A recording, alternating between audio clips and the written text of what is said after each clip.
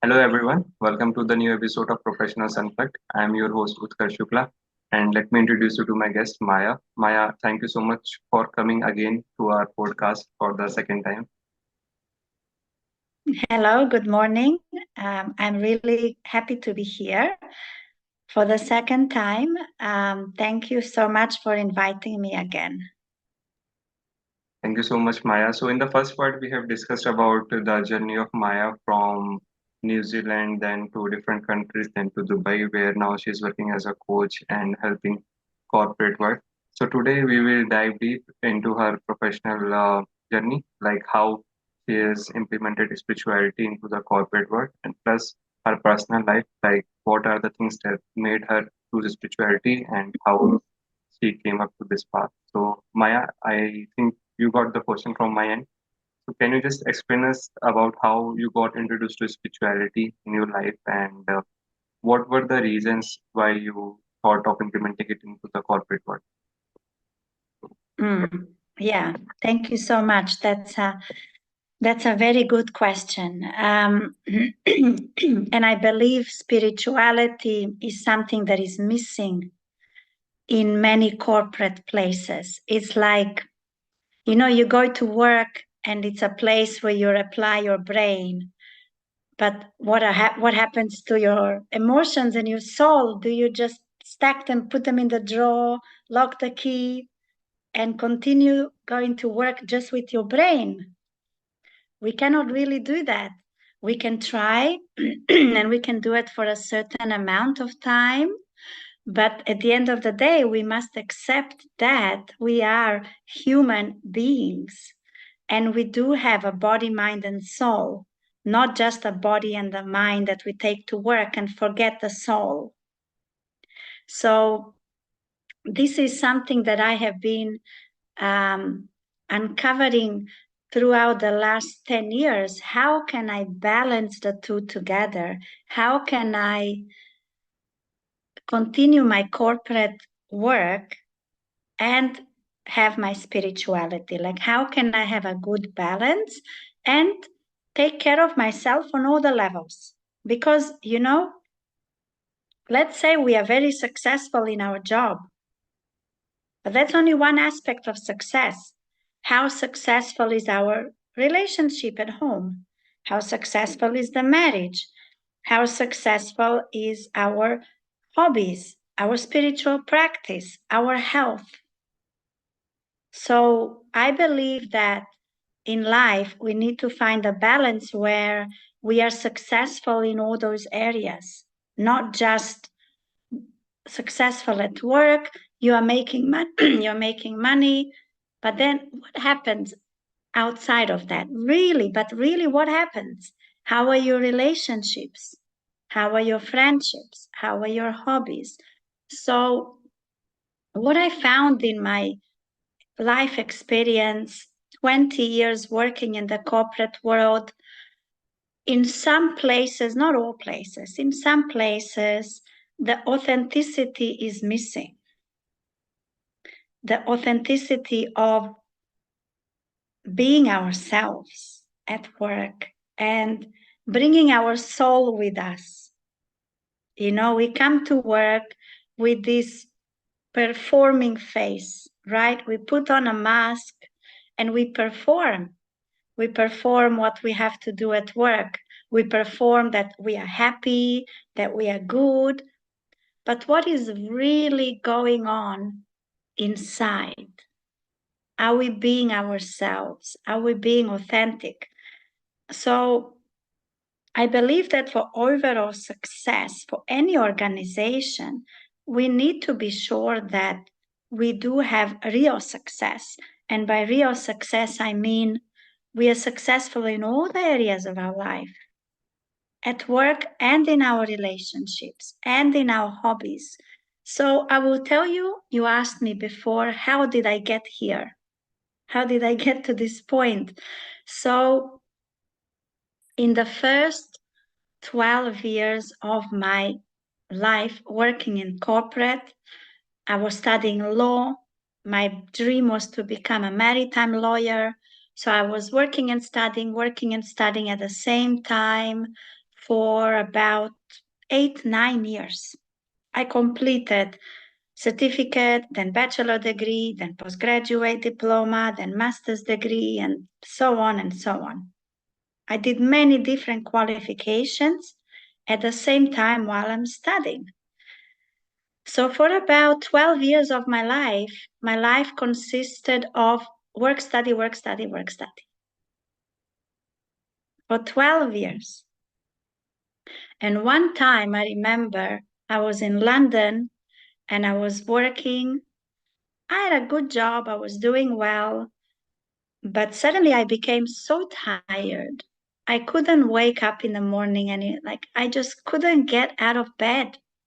Because back then, before the times of COVID, of course, we were only going to the office.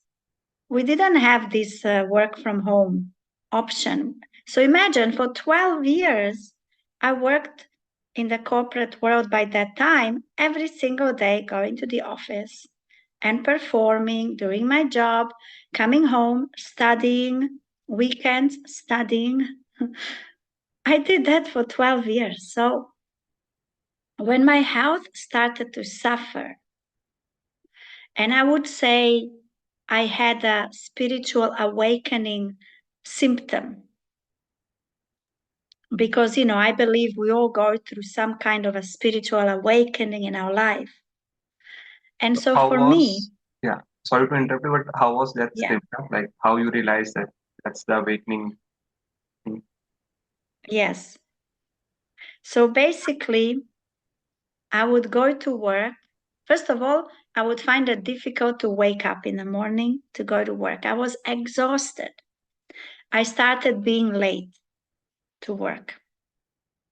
And when my manager would ask me, "Why are you late?" I didn't speak the truth. And now when I look back, I wish I did, but I didn't because we are often afraid to speak our truth.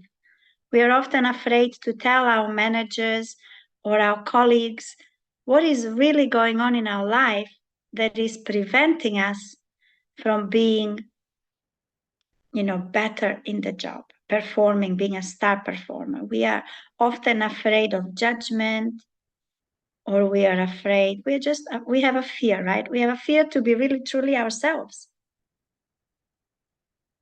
And so I didn't express that. I was late. Of course, I would make up the hours after, but the signs were I was tired. The work was no longer bringing me joy. The work was no longer giving me energy. It was draining my energy rather than giving me energy. And I couldn't speak myself freely. And that's where actually how this book came about. I wrote this book Unveiling the because path to instead happiness. of unveiling the path to happiness, instead of telling my manager the truth about how I felt, I resigned from my job. I resigned from my job and I decided to start this spiritual path. So I packed my suitcase and I traveled from London to Australia. And I became a seeker, a spiritual seeker. Yeah. What else is there in life than my corporate job and my studies I've been doing for the last 12 years at the time? What else is there? How can I find joy in my life? How can I find happiness? How can I find purpose? Most importantly, how can I heal my body from the pain? Because I started suffering from headaches and from neck and shoulder pain and from various other things. And so this book actually has that whole journey. What happened when I left my corporate job? What did I do? Where did I go? How did I reconnect back to my soul and my spirituality? That's why I wrote this book. And ever since that time I published the book, I made myself a goal. whenever I have a job again in the corporate world, I will find the balance. I will incorporate spirituality into my life. I will bring my soul with me to the office. Why should I leave my soul behind, locked in a drawer, and just go to work half there? What if I bring my soul with me? What can happen? So I know this is a challenge now in the modern world, and for many corporate organizations, it is a challenge. But I believe this is something moving forward we need to address, especially, I consider myself a leader in my industry. I'm in this job, in this industry for more than 20 years. So I consider myself a leader. And I think for leaders like me and for others, it is important to take this into consideration because I have been an employee on that journey. Right. And when I look at myself back with compassion instead of judgment, Hmm. I look at all the things I wish I did differently throughout my career. What was that thing that inspired you to write this book? Because by the time you were going through the spirituality, I think, so you were noting down the things, or like after completing that journey from Australia, you thought of sharing your journey with the world. So, what was the main reason behind Yes, writing the yes. Actually, to tell you the truth, the reason I wrote the book is because I wanted to leave a legacy for book? my future children and my family. Because um, when I was little, I enjoyed the most listening to my grandmother Right, storytelling. right. So I come from a family of storytelling. My father was also a good storyteller. My grandmother was a great storyteller. So my favorite thing as a child was listening to my family stories. So I decided I will write a book so that one day my children and my future generations can read about me and my life. So that's how that actually came about. That was the initial inspiration, was let me write a book about my life, because I always enjoy listening to my grandmother's lives. Now they passed away. So let me do something before my end, my time is over here. So I wrote one book.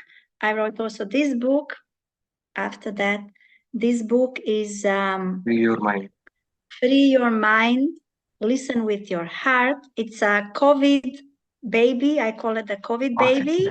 It was written completely during the corona pandemic between 2020 and 2021.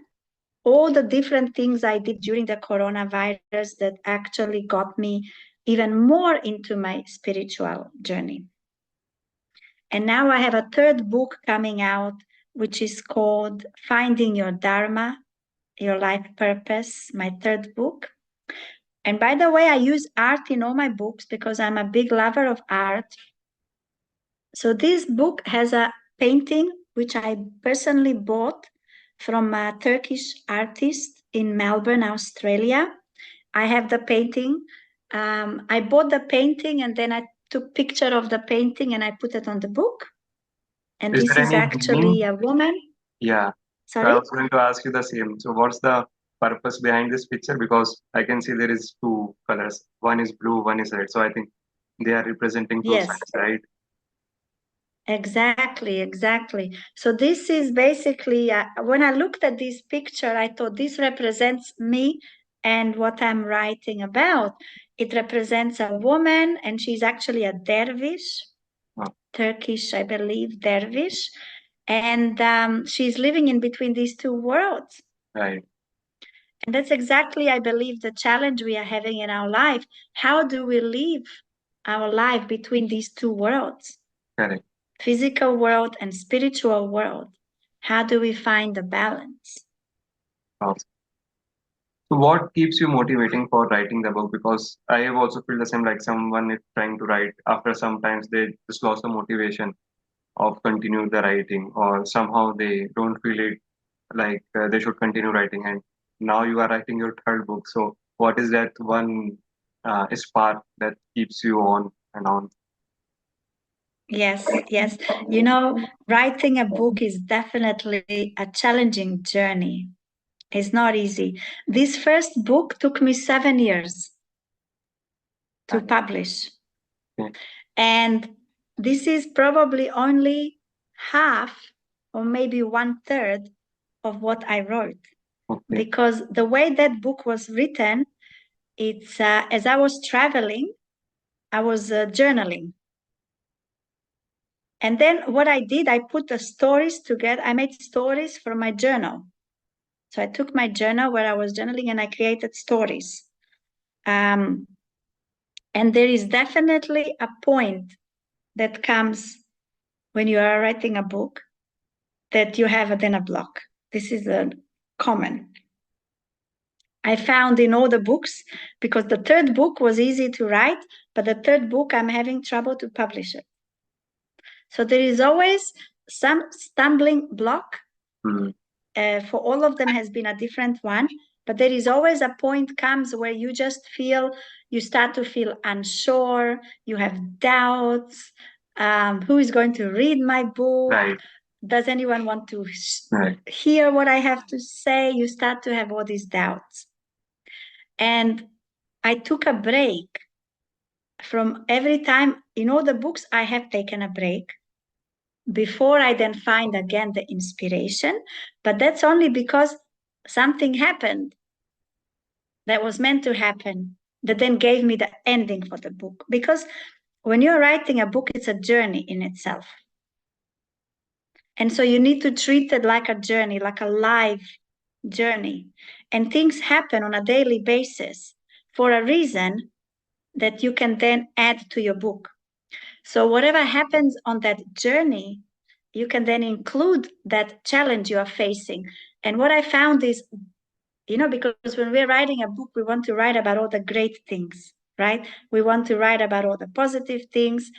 But what I found works is when I'm stuck and I have a challenge, I start writing about it. And this is how I became unstuck and how my journey became, the road became unblocked. I started writing about the challenge that I was experiencing. And then when I wrote about the challenge, then the answer came, or something happened that gave me the answer. And so then I could continue writing, continue the flow, because it's a flow. When you are in your state of flow, you can write 100 books. But when your flow becomes blocked, you need to get back in the flow. And it's like riding a bicycle. When you fall off the bicycle, do you get on the bike and keep going, or do you give up? The same thing, you have to keep going and just start writing from the moment, like what you are experiencing. Just be completely honest what you are experiencing. Like today, I'm not writing the book because I feel this uncertainty or this unchallenged. Start to like unpack and unravel what is your issue. And then if you like, you can include that as a chapter in the book as well. Yeah, I totally agree with your point. I was going to ask you what will be the advice you like to give to the authors who are trying to write a book, but I think you already given that answer. Like you need to Yes, write down the I hope challenges. that's Yeah, helpful. that was really a very good answer, I think, and it will help a lot of people, not only for writing books or for anything.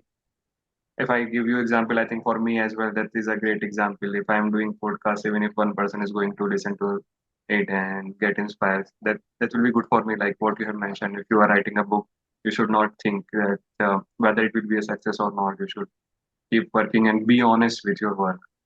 So I think honesty Yes. is that one thing that is needed in any job, Mm. irrespective of it's writing a book, creating blogs, doing videos or podcasts, right?